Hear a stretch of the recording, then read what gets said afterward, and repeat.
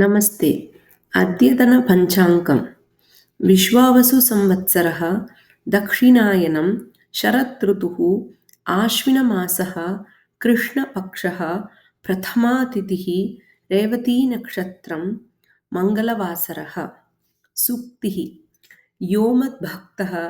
स मे प्रियः Bhagavan Sri Krishna says, my devotee who has dedicated his mind and intellect to me is nearest to me. अद्यतनकथा Mathura यात्रा भगवान् श्रीकृष्णः गोकुले आसीत् तदा अक्रूरः तत्र आगच्छति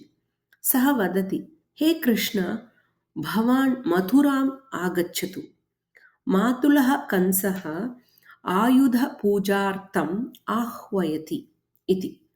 अक्रूरः वदति भवन्तौ सज्जौ भवताम् अहं रथम् आनयामि इति सः रथम् आनयति तदा गोपिकाः तत्र आगच्छन्ति ताः कृष्णं वदन्ति कृष्ण भवान् मथुरां मा गच्छतु अत्र एव तिष्ठतु अन्यथा अस्मानपि मथुरां नयतु कृष्णः वदति भवत्यः अत्र एव भवन्तु स्वकार्याणि कुर्वन्तु कृष्णः राधां वदति भवती चिन्तां मा करोतु अहं शीघ्रं प्रत्यागच्छामि गोपाः अपि तत्र आगच्छन्ति तदा बलरामः तान् वदति भवन्तः निश्चिन्ताः भवन्तु स्वकर्तव्यानि निर्वहन्तु आवां शीघ्रं प्रत्यागच्छावः इति यशोदां रोहिणीं च नमस्कृत्य तौ वदतः भवत्यौ दुःखं मा कुरुताम् आवां सुखेन प्रत्यागच्छावः ततः सर्वान् नमस्कृत्य तौ रथेन मथुरां गच्छतः कथा अवगता वा प्रश्नाः श्रीकृष्णः कुत्र आसीत् श्रीकृष्णः कुत्र आसीत्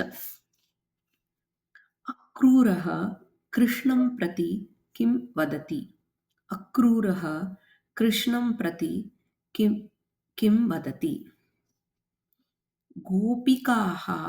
कृष्णं किं वदन्ति गोपिकाः कृष्णं किं वदन्ति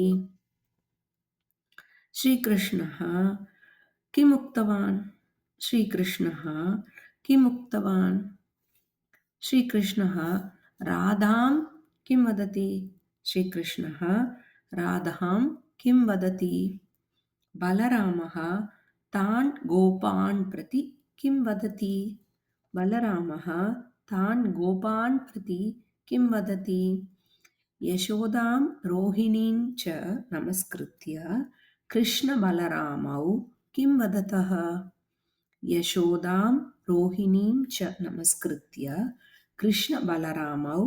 किं वदतः